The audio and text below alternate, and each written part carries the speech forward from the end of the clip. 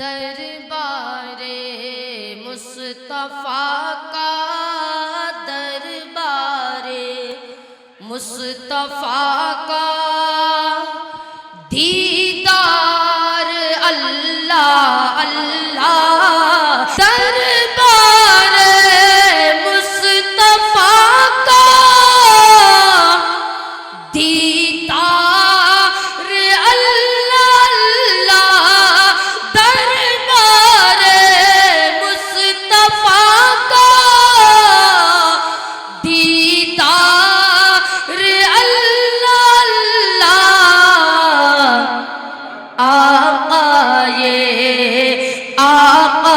یہ دو جہاں کے آقا یہ دو جہاں کے انوار اللہ اللہ۔ یہ دوستو ایک ایسی عظیم شخصیت ہم سب کے درمیان موجود ہیں جن کو ہندوستانی نہیں ہندوستان سے باہر بھی بڑی عقیدت و محبت کے ساتھ بلایا جاتا ہے۔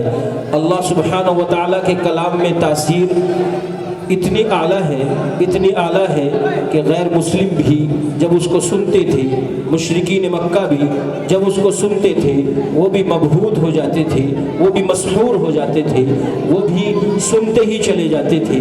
تمام تر دشمنی اپنی جگہ، کلام اللہ شریف جب پڑھا جاتا تھا تو وہ سنتے چلے جاتے تھے۔ ایسا کلام، ایسا نادر کلام، ایسا اعلیٰ کلام، یہ حق سبحانہ و تقدس کا کلام، اگر کوئی ہم میں سے اس کو انتہائی عمدہ پڑھنا جانتا ہو تو اس کو سننا چاہیے، بار بار سننا چاہیے، عقیدتوں سے سننا چاہیے، محبتوں سے سننا چاہیے، سکون کے ساتھ سننا چاہیے، اس لیے کہ خود قرآن مقدس نے کہا ہے وَإِذَا قُرِئَ الْقُرْآنُ فَاسْتَمِعُوا لَهُ وَأَنصِتُوا لَعَلَّكُمْ تُرْحَمُونَ کہ جب قرآن پاک پڑھا جائے تو خاموش بھی رہو اور خاموشی کے ساتھ سنتے بھی رہو، تبھی تم پر رحم ہوگا، رحمتیں نازل ہوگی، برکتوں کا نزول ہوگا۔ اس لیے کہ رب العالمین کا کلام ہے، سلطان السلاطین کا کلام ہے، جس سے زندگیاں بدل گئی۔ اسی کو مولانا الطاف حسین حالی نے کہا اتر کر ہرا سے سوئے قوم لایا، اتر کر ہرا سے سوئے قوم لایا، وہ ایک نسخہ کیمیا ساتھ لایا۔ جناب نبی کریم صلی اللہ علیہ وسلم ہرا پہاڑی سے یہ تحفہ لے کر امت کے درمیان میں تشریف لائے اور پوری امت کو ایک عظیم الشان تحفے سے نوازا۔ اقرأ بسم ربک الذی خلق والی آیت لے کر آئے، اسی کو الطاف حسین حالی نے کہا اتر کر ہرا سے سوئے قوم آیا، وہ ایک نسخہ کیمیا ساتھ لایا، زندگیاں بدل گئی، دلوں کی بیماریاں ختم ہو گئی۔ آئیے دوستو اسی مقدس کلام کو سننے کے لیے ہمارے درمیان انتہائی محبوب اور مقبول طیب بھی ہیں، جمال بھی ہے، جس کا چہرہ جمال سے بھرپور ہے، جس کا انداز کمال سے بھرپور ہے، وہ طیب کلام کو طیب انداز سے پڑھنے والے میری مراد حضرت قاری طیب جمال صاحب بجنوری سہارنپور سے تشریف لائے ہیں، پہلے بھی تشریف لا چکے اور اس اسٹیج کی رونق میں اضافہ کر چکے۔ میں درخواست کر رہا ہوں جناب قاری طیب جمال صاحب دامت برکاتہ العالیہ سے کہ ہم سب کو چند آیات بینات سے محظوظ فرمائیں۔ السلام علیکم ورحمۃ اللہ وبرکاتہ۔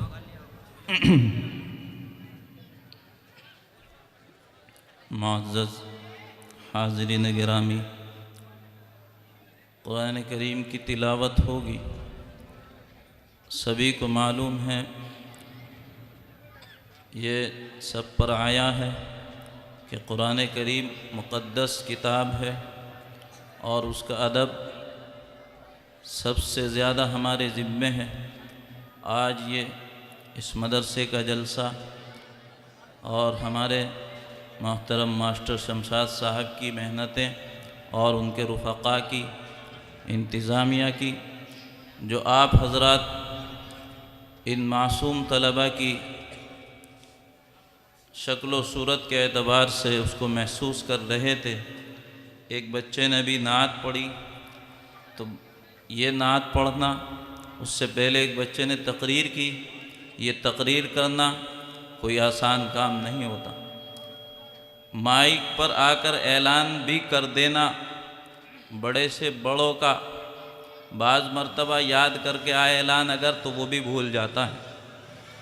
तो ये बच्चे जो चीज़ उनकी सलासत और रवानी और उनकी ज़बान, उनका पढ़ना, उसको याद रखना और उनका हौसला और उनकी हिम्मत, इसके पीछे मदरसे की और असातिज़ा की मेहनतें होती हैं। अल्लाह ताला इनको कबूल फरमाए। अऊज़ु बिल्लाहि मिनश शैतानिर रजीम।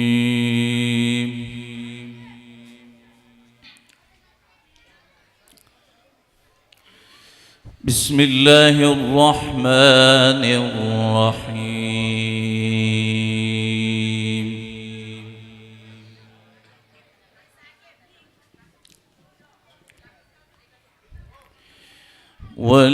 वलिल्लाहि मुल्कुस समावाति वल अर्द। माशाअल्लाह। वल्लाहु अला कुल्लि शैइन क़दीर। सुब्हानल्लाह।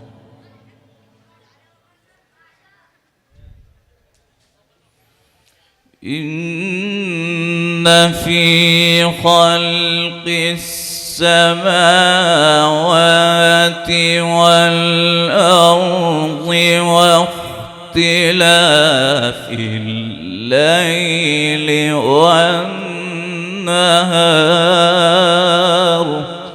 अल्लाह।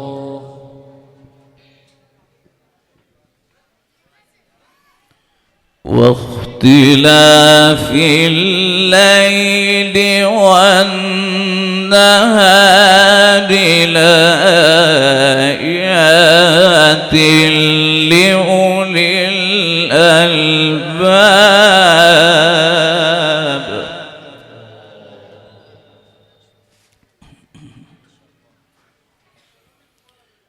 الذين يذكرون الله قياما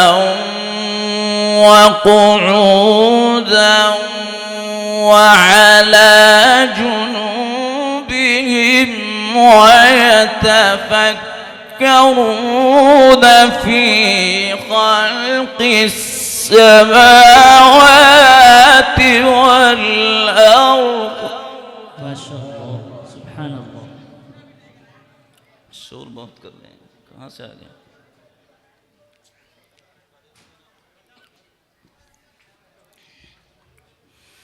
रब्बना मा खलक़त हाज़ा बातिलन सुब्हानक फ़क़िना अज़ाबन नार।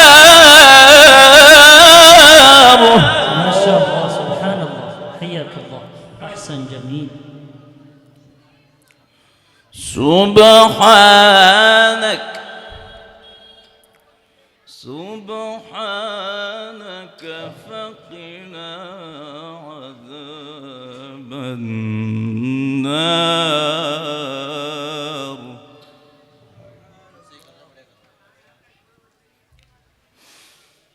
बिस्मिल्लाहिर्रहमानिर्रहीम। मुल्कुस समावाति वल अर्दि वल्लाहु अला कुल्लि शैइन क़दीर।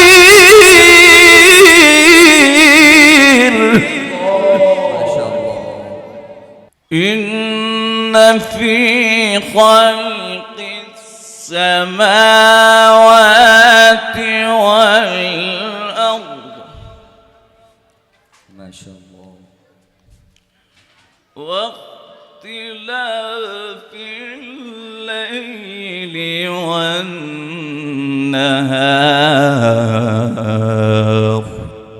الله أكبر الله. إن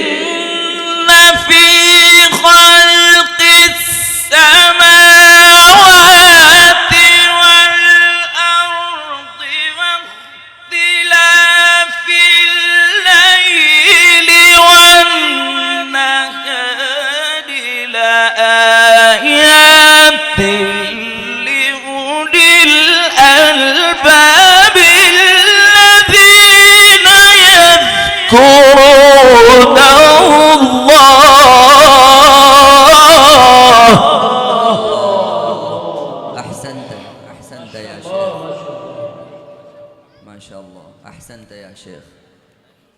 الذين يذكرون الله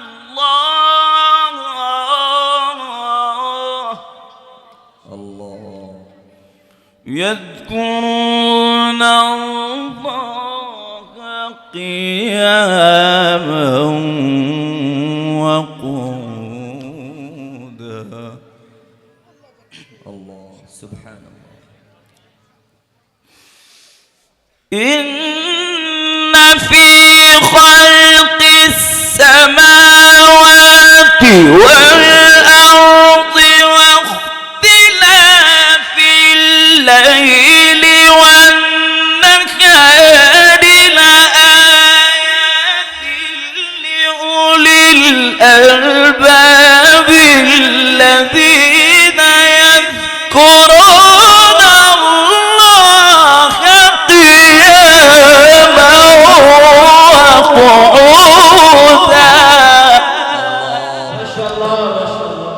تكبير تكبير. الله قياما وقعودا.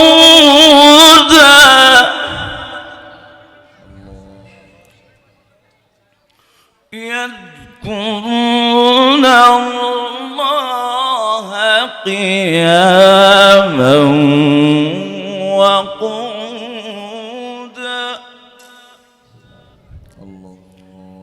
الذين يذكرون الله ما شاء الله. الله يذكرون الله قياما وقعودا.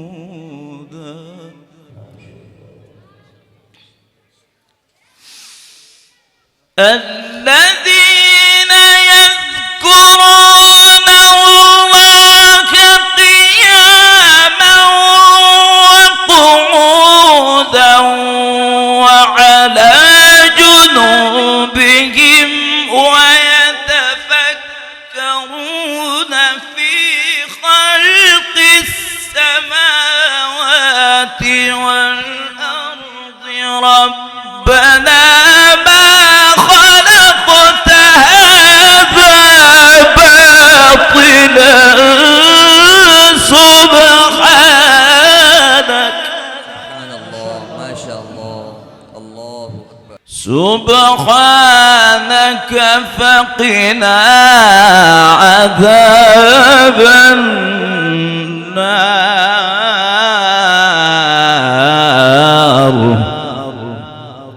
ما شاء الله. الله أكبر. ربنا إنك من تدخل النار فقد أخزيته الله وما للظالمين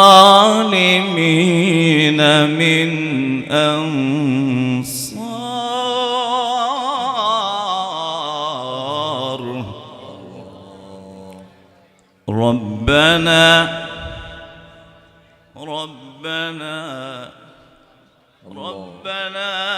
ربنا إننا سمعنا مناديا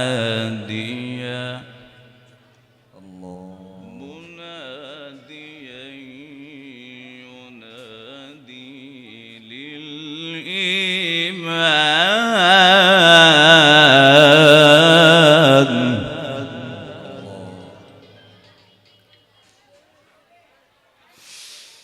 ربنا إننا سمعنا مناديا ينادي للإيمان أن آمنوا بربكم فآمنا. ربنا فاغفر لنا ذنوبنا وكفر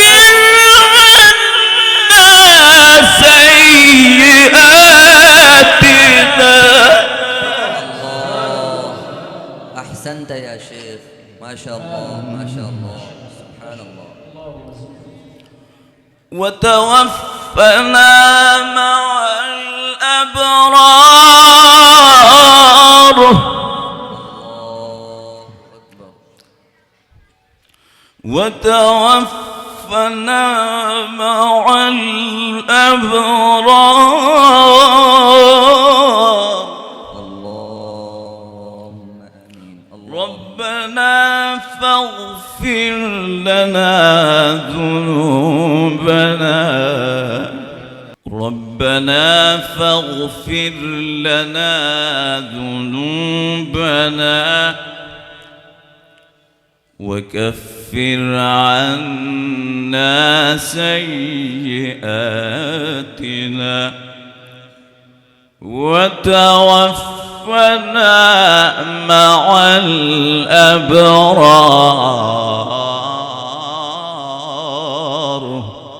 الله ما شاء الله. وتوفنا مع الأبرار. ربنا وآتنا ما وعدتنا على رسلك ولا تخزنا يوم القيامة إنك لا تخلف الميعاد. فاستجاب لهم ربهم أني لا أضيع عمل عامل. فاستجاب لهم ربهم أني لا أضيع عمل عامل. ما شاء الله سبحان الله. أني لا أضيع عمل عامل منكم من ذكر أو أنثى بعضكم من بعض. ما شاء الله. الله. فالذين هاجروا وأخرجوا من ديارهم وأوذوا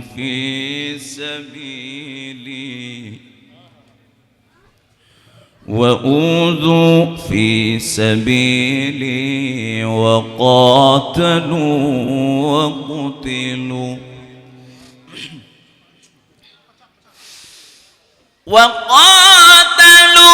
وقتلوا لأكفرن عنهم سيئاتهم ولأدخلنهم جنات تجري من تحتها الأنهار ثوابا من عند الله.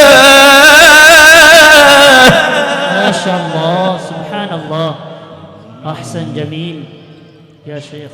ثوابا من عند الله. الله.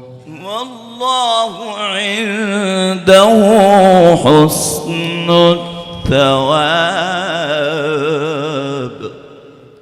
ما شاء الله. بسم الله الرحمن الرحيم. سبح اسم ربك الأعلى.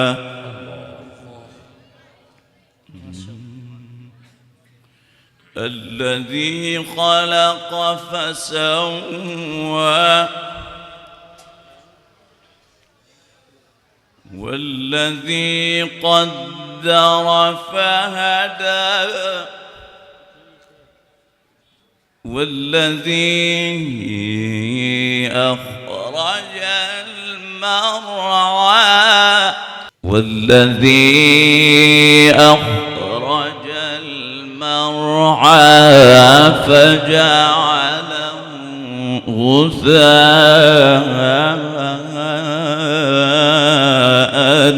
أحوى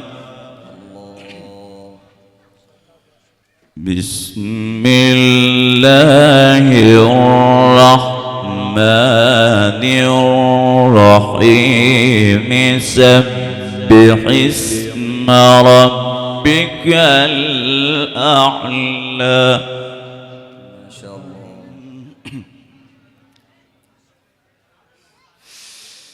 سبح اسم ربك الأعلى الذي خلق فسوى والذي قدر فهدى والذي أخرج المرعى فجعله غثاء أحوى سنقرئك فلا تنسى إلا ما شاء الله. تكبير الله أكبر. تكبير الله. ما شاء الله. أحسن جميل يا شيخ. إنه يعلم الجهر وما يخفى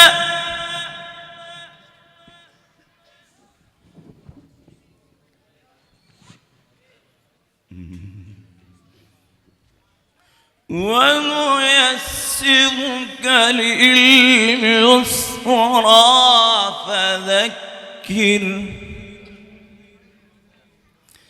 فذكر إن نفعت الذكرى.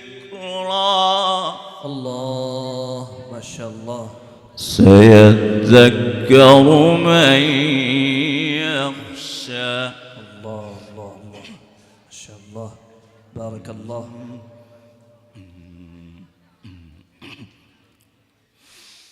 سيذكر من يخشى ويتجنبها الأشقى الذي يصلى النار الكبرى ثم لا يموت فيها ولا يحيا قد أفلح من تزكى وذكر اسم ربه فصلى. الله ما شاء الله. تكبير تكبير.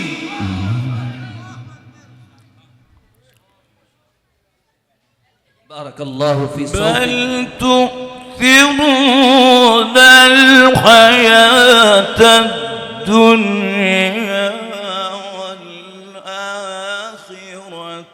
خير وأبقى. الله الله جميل.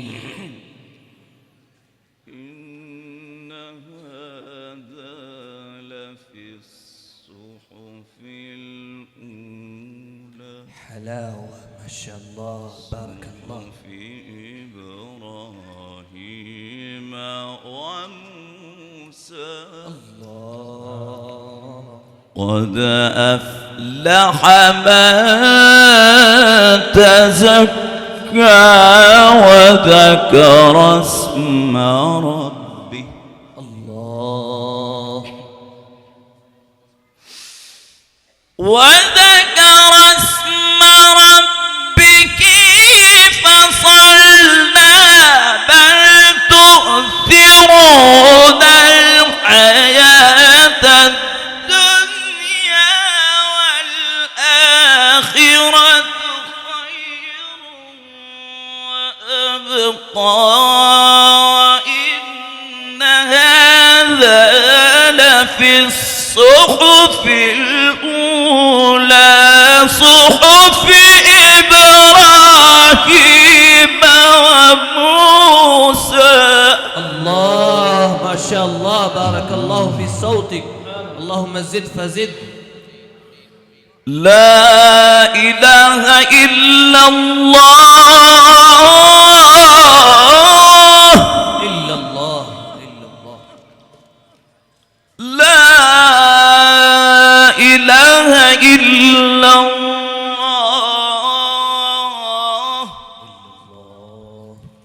والله أكبر.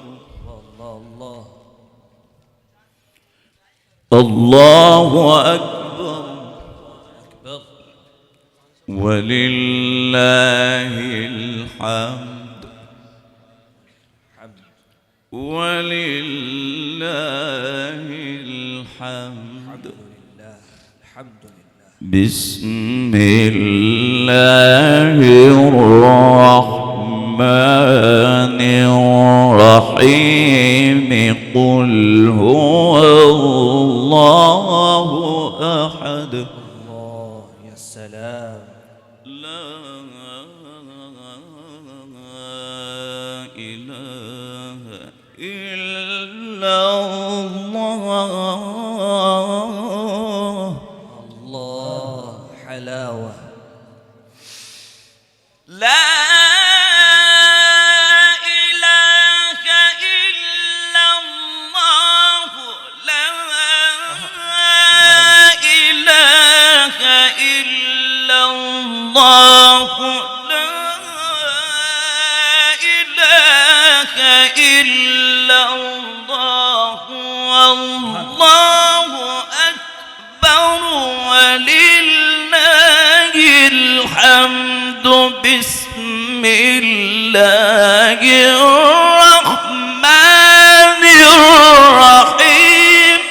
قل هو الله أحد. الله الله أكبر. تكبير تكبير تكبير. لا إله إلا الله.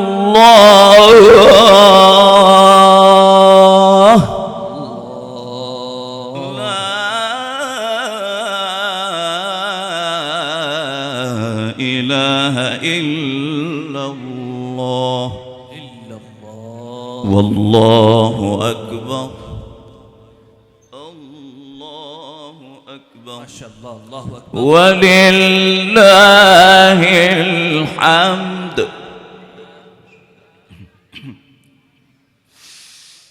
لا إله إلا الله والله أكبر ولله الحمد. بسم الله الرحمن الرحيم. قل هو الله أحد الله الصمد لم يلد ولم يولد ولم يكن له كفوا أحد. الله ما شاء الله. تكبير تكبير. الله الصمد لم يلد ولم يولد ولم يكن له كفوا أحد. ما شاء الله جميل، بارك الله في صوتك، اللهم زد لم فزد. يلد ولم يولد ولم يكن له كفوا أحد. صدق الله العظيم. ما شاء الله بارك الله. हज़रात गिरामी, हज़रत कारी साहब ने यकीनन जिस जाज़बियत के साथ और जिस कशिश के साथ कुरान मुक़द्दस सुनाया, ये हमारे लिए बड़ी खुशनसीबी है कि हम रूबरू सुनने की सआदत हासिल कर रहे हैं। حضرت قاری صاحب میں جہاں بہت سارے انداز اور خوبیاں ہیں، وہاں ایک یہ بھی خوبی اور ان کی امتیازیت ہے کہ ائمہ حرمین کی آواز میں بہت خوبصورت قرآن پڑھتے ہیں۔ بہت سے لوگ عمرہ کرنے، حج کرنے جاتے ہیں اور وہاں کی کیسٹیں اور وہاں کی آوازیں سننے کے بہت متمنی رہتے ہیں۔ قاری صاحب ہمارے درمیان موجود ہیں۔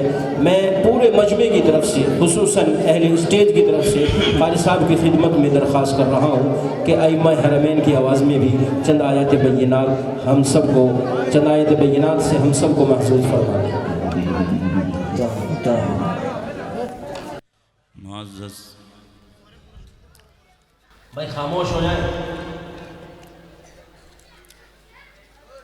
ایسا لگتا ہے جیسے یہ سارے وکلا کورٹ کچہری میں ہوں اور کسی مسئلے پر زبردست بحث و مباحثہ کر رہے ہوں۔ ماشاءاللہ، اللہ کا شکر ہے کہ اس نے یہ تلاوت کرنے کی توفیق دی، اور میرے مستقل لمبے سفر کی وجہ سے تھکان تو ہے، مگر آپ جیسے محبین کی محبتیں یہ تلاوت کرنے پر مجبور کرتی ہیں۔ تقریباً 15 دن تک میں ابھی خاموش ہو جائیں بھائی۔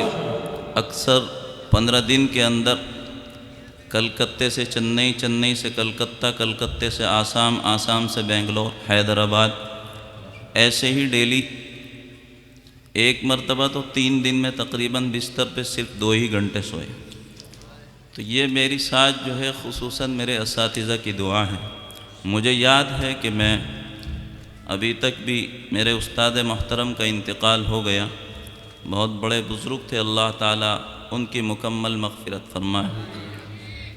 میں جب بھی قرآن ختم کرتا ہوں یا کوئی دعا کے لیے ہاتھ اٹھاتا ہوں، ایسا نہیں ہے کہ میں کبھی اپنے استاد کو بھول جاؤں، کبھی نہیں بھولتا میں، اور مجھے زندگی میں یاد نہیں کہ میں نے اپنے استاد محترم کے آگے تقریباً ان کی زندگی میں 15 سال تک پڑھایا بھی ہے، مگر مجھے یاد نہیں کہ میں اپنے استاد کے سامنے 2 زانوں کے سوا کبھی بیٹھا ہوں۔ اور یہ چیزیں ادب سے آتی ہیں۔ اور آخری جملہ جو میرے استاد کا تھا، کیونکہ ہر ہفتے میرا معمول تھا بات کرنے کا جب حیات تھے، آپ سوچ رہے ہوں گے یہ کمزور سا ہے، کیسے پڑھے گا، کیا پڑھے گا، میں اس کا بتاتا ہوں۔ انسان کی اپنی محنت تو ہوتی ہے، مگر اپنے ماں باپ اور اساتذہ کی دعائیں ہوتی ہیں اس میں۔ تو میرے استاد ہر سال جلسے میں کہتے تھے بھائی آپ کے مدرسے کا جلسہ ہے، تو مجھے یہ کچھ ایسا لگتا تھا مجھ سے بے ادبی ہو رہی ہے کہ میرے استاد مجھ سے کہہ کر بلائیں۔ تو اس کے بعد میں یہ کرنے لگا کہ میں اپنے استاد سے پہلے ہی بر وقت کہہ دیتا تھا حضرت مدرسے کا جلسہ کون سی تاریخ میں، تو حضرت کہتے تھے فلاں تاریخ میں ہے۔ اور میں جب آخری دستار بھی بچوں کے سروں پر ہمارے استاد مجھ سے بنواتے تھے، تو آخری وقت میں بیٹھے ہوئے تھے، میں نے صرف یہ جملہ کہا کہ حضرت میرے لیے دعا فرما دیجیے، جیسے ہر مرتبہ کہتا تھا۔ ہر مرتبہ تو یہ جملہ ہوتا تھا اللہ آپ کو ترقی دے، مگر انتقال سے چند دن پہلے جب میں نے کہا حضرت دعا فرما دیجیے، تو بڑے انوکھے انداز سے اس دن یہ کہا بھائی آپ کے لیے دل سے دعا ہے۔ سبحان اللہ، تو وہ جملہ میرے کام آ رہا ہے۔ سبحان اللہ۔ میرے پاس تو کچھ نہیں ہے، میں آپ حضرات کو ائمہ حرمین کے انداز میں تھوڑی دیر کے لیے حائل ہوں، کیونکہ آپ کا بھی وقت بڑا قیمتی ہے، چند کے انداز میں سناؤں گا۔ اور میں یہ کہہ دینا چاہتا ہوں ان بچوں سے، یہ مدرسے کے بچے ہیں، یقیناً قرآن ایک ایسی چیز ہے کہ جب وَإِذَا تُلِيَتْ عَلَيْهِمْ آيَاتُهُ زَادَتْهُمْ ایمانا، اور یہ ہمارے نوجوان جو گانے سنتے ہیں ان کو میں کہتا ہوں کہ آپ نیٹ پر جو گانوں کی اچھی آوازیں تلاش کرتے ہیں، کان میں لیڈ لگا کر، کانوں سے دل کے اندر کالش پیدا ہوتی ہے، وہ برائیاں پیدا ہوتی ہیں۔ اگر آپ اس آواز کی بجائے ایک سے ایک قرآن پڑھنے والے بچے آپ کو نیٹ پر ملیں گے تو ان کی قرآن کی تلاوتوں کو سنیں گے، یقیناً آپ کو شوق پیدا ہوگا۔ کریں گے نوجوان انشاءاللہ؟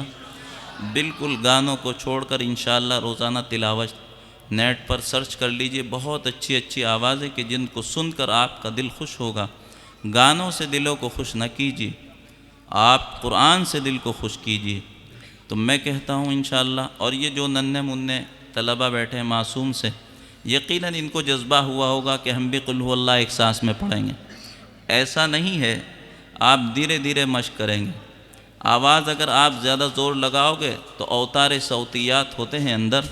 तो एक हकीम साहब ने मुझसे कहा था कि अगर अवतार सौतियात पर वर्म आ जाए और उनका इलाज कर लिया जाए तो इलाज हो जाएगा, अगर वो फ़ेल हो जाएं तो हकीम लुक़मान से भी माजून ले आना तो सही नहीं होंगे। तो धीरे धीरे मश्क करें। आवाज़ की जो तरतीबात हैं उठाने की, यानी 4 जगहों से आवाज़ें निकलती हैं, वो एक फ़न है।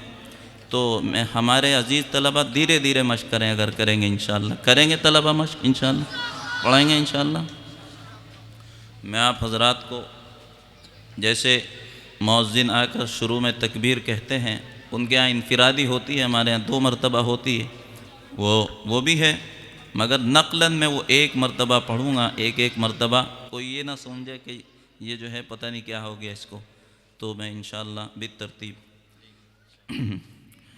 अल्लाहु अकबर, अल्लाहु अकबर, अशहदु अल्ला इलाहा इल्लल्लाह, अशहदु अन्ना मुहम्मदर रसूलुल्लाह, हय्य अलस सलाति हय्य अलल फलाह, क़द क़ामतिस सलातु क़द क़ामतिस सलाह, अल्लाहु अकबर, अल्लाहु अकबर, ला इलाहा इल्लल्लाह।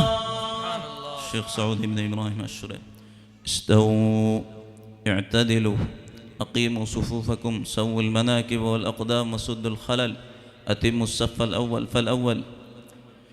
अल्लाहु अकबर, अल्लाहु अकबर। अल्हम्दुलिल्लाहि रब्बिल आलमीन, अर्रहमानिर रहीम, मालिकि यौमिद्दीन, इय्याक नअबुदु व इय्याक नस्तईन, इहदिनस सिरातल मुस्तकीम, सिरातल लज़ीना अन्अमत अलैहिम गैरिल मग़दूबि अलैहिम वलद्दाल्लीन।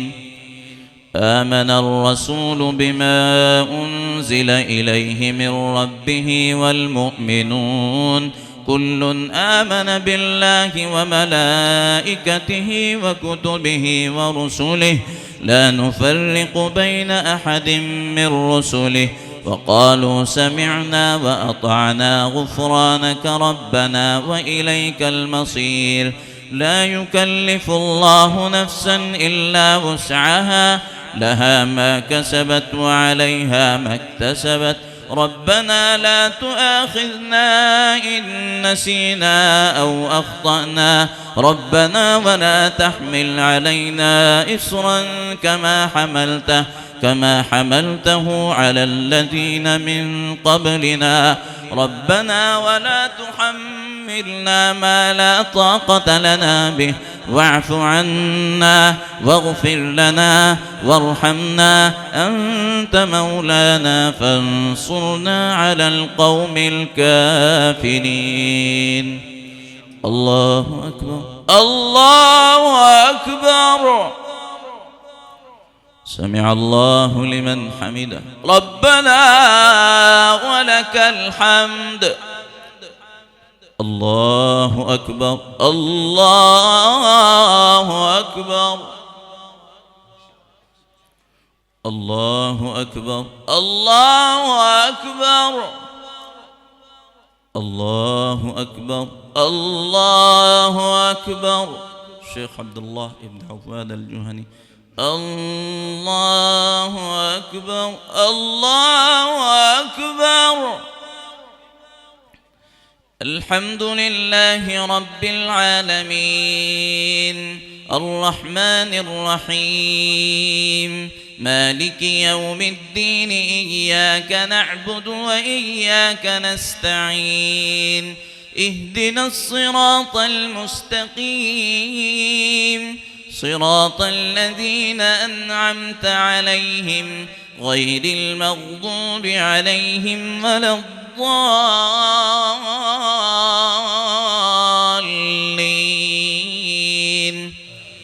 الذين يذكرون الله قياما وقعودا وعلى جنوبهم ويتفكرون في خلق السماوات والأرض ربنا ما خلقت هذا باطلا سبحانك فقنا عذاب النار ربنا إنك من تدخل النار فقد أخزيته وما للظالمين من أنصار ربنا إننا سمعنا مناديا ينادي للإيمان أن آمنوا بربكم فآمنا ربنا فاغفر لنا ذنوبنا وكفر عنا سيئاتنا وتوفنا مع الأبرار شيخ بندر ابن عبد العزيز البليلة.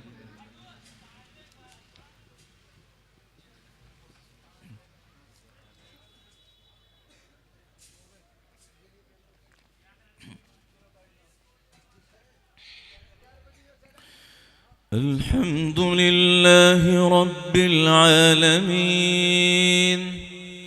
الرحمن الرحيم مالك يوم الدين إياك نعبد وإياك نستعين اهدنا الصراط المستقيم صراط الذين أنعمت عليهم غير المغضوب عليهم ولا الضالين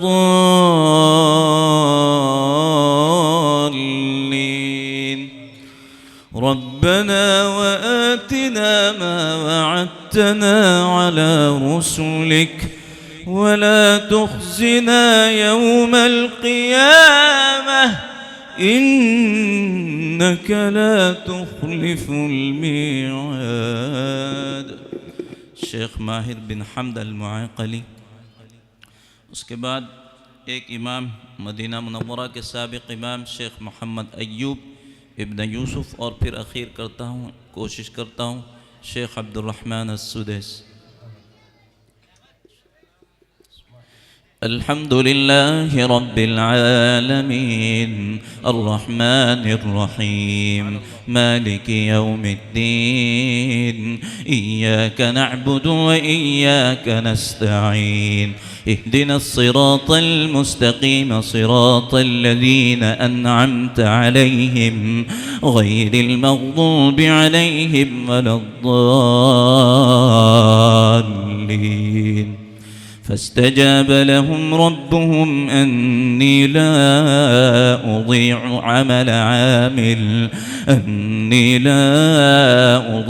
عمل عامل منكم من ذكر أو أنثى بعضكم من بعض فالذين هاجروا وأخرجوا من ديارهم وأوذوا في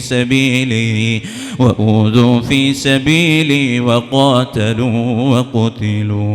وقاتلوا لأكفرن عنهم سيئاتهم ولأدخلنهم جنات تجري من تحتها الأنهار ثوابا من عند الله والله عنده حسن الثواب. शेख मोहम्मद अय्यूब इब्न यूसुफ रहमहुल्लाह ताला। अल्हम्दुलिल्लाहि रब्बिल आलमीन अर्रहमानिर रहीम मालिकि यौमिद्दीन इय्याका नअबुदु व इय्याका नस्तईन اهدنا الصراط المستقيم صراط الذين أنعمت عليهم غير المغضوب عليهم ولا الضالين.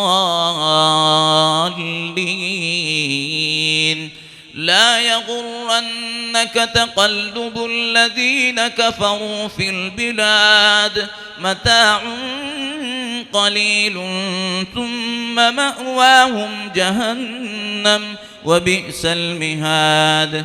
لكن الذين اتقوا ربهم لهم جنات تجري من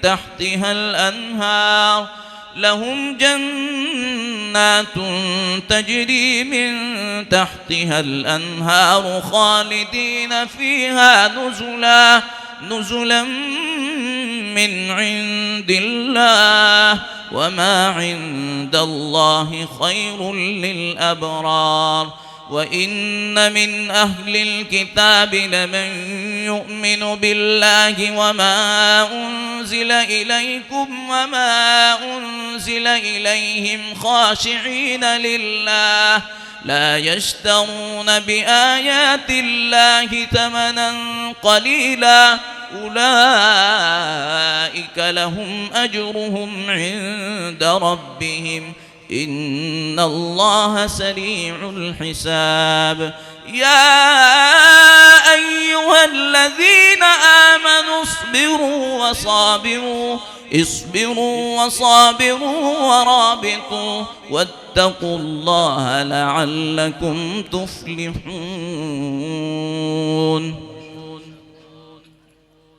ये तलबा सोचते होंगे ये कैसे। शुरू में शेख अब्दुल रहमान अस्सुदैस और शुरेम 96 में और 95 में हमारे उस्ताद खूब कैसेट सुनाते थे, उनकी मशक करते थे। उसके बाद अब अगर 15 दिन किसी का सुन ले गौर से 10 दिन तो वो लहजा ज़बान पे हो जाता है। अल्लाह का शुक्र है जिसके अंदाज़ में भी अगर आप कहें तो शुरेम के अंदाज़ में, वैसे तरावी पूरी शुरेम के अंदाज़ में ही होती है हमारी, और पहले इससे पहले और इसी तरीके से अगर शेख अय्यूब साहब के अंदाज़ में हो तो पूरा कुरान पढ़ सकते हैं। बस आखिर करता हूँ शेख अब्दुल रहमान अस्सुदैस के अंदाज़ में और ख़त्म करता हूँ। अल्हम्दुलिल्लाह रब्बिल आलमीन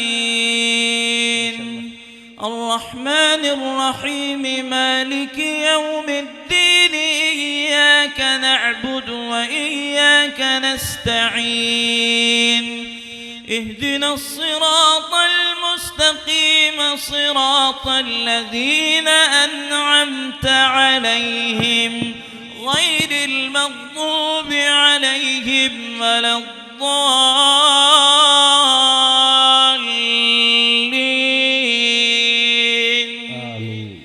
रब्बुल मशरिक़ैन व रब्बुल मग़रिबैन फबिअय्यि आलाइ रब्बिकुमा तुकज़्ज़िबान।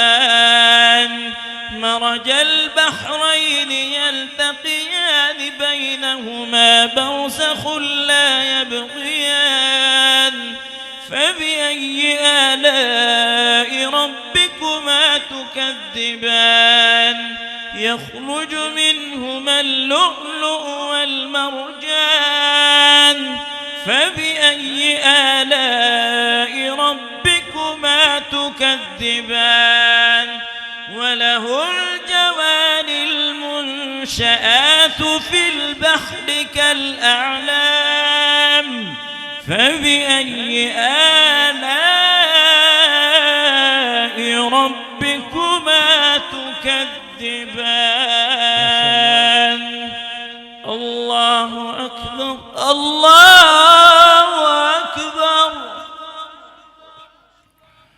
سمع الله لمن حمده ربنا ولك الحمد.